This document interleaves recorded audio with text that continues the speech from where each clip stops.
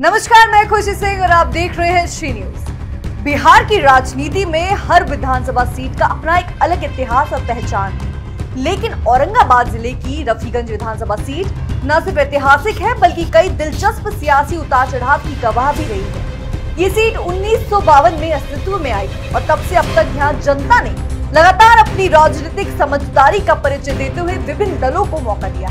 यहाँ कभी कांग्रेस की तुदी बोलती थी, फिर जनता पार्टी और भाजपा ने अपनी पकड़ बनाई और बाद में जेडीयू और राजद के बीच जोर आजमाइश शुरू हुई। 1952 में जब पहली बार चुनाव हुए तो कांग्रेस के एसएम लतीफुर रहमान महज 226 वोटों से जीतकर विधायक बने, जो ये दर्शाता है कि मुकाबला शुरू से ही कड़ा रहा है।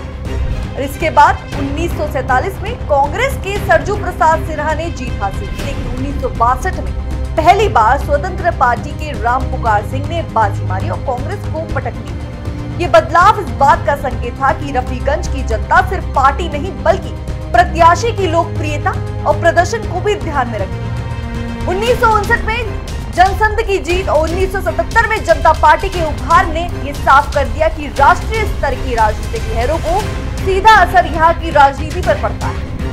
1980 और 1985 में विजय कुमार सिंह की लगातार 2 जीत पहले जनता पार्टी और फिर कांग्रेस की टिकट पर रफीगंज की राजनीतिक स्थिरता का प्रतीक बनी। लेकिन 1995 में जब भाजपा के रामचंद्र सिंह ने उन्हें हराया तो वो बदलाव की चाह को दर्शाता था। 2000 के बाद से रफीगंज में चुनावी तस्वीर और भी रोचक हो गई। समता पार्टी के सुशील कुमार सिंह की जीत से लेकर राजद के मोहम्मद निहालुद्दीन की वापसी तक यहाँ पर चुनाव में समीकरण बदले और नए चेहरे उभर कर सामने आए। निहालुद्दीन ने 2005 में 2 बार चुनाव जीते, लेकिन 2010 और 2015 में जेडीयू के अशोक कुमार सिंह ने लगातार 2 बार उन्हें मात दी। इन 2 चुनावों में जेडीयू की स्पष्ट जीत इस ओर इशारा करती है कि विकास के मुद्दे और सरकार की नीतियों ने जनता को प्रभावित किया।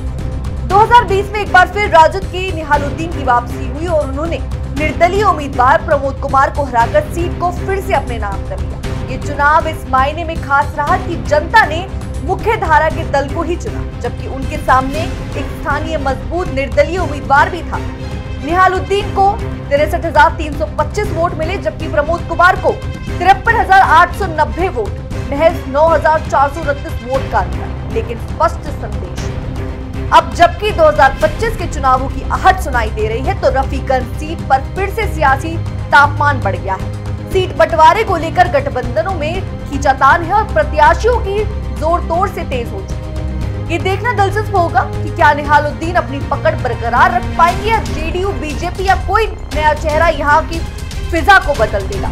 इस बार का चुनाव विकास, रोजगार, शिक्षा, सड़क और जातीय समीकरण जैसे मुद्दों के इर्द गिर्द घूमेगा। युवा मतदाताओं की संख्या बढ़ी है जो पारंपरिक राजनीति के बजाय बदलाव को प्राथमिकता दे सकती है। ऐसे में रफीगंज विधानसभा सीट फिर से बिहार की राजनीति में एक निर्णायक रोल अदा कर सकती है। इतिहास गवाह है कि यहाँ की जनता किसी भी दल को स्थायी सत्ता नहीं देती। ये सीट आज भी फार्मेसिस्ट बेस्ड वोटिंग का एक जीवित उदाहरण बनी हुई है।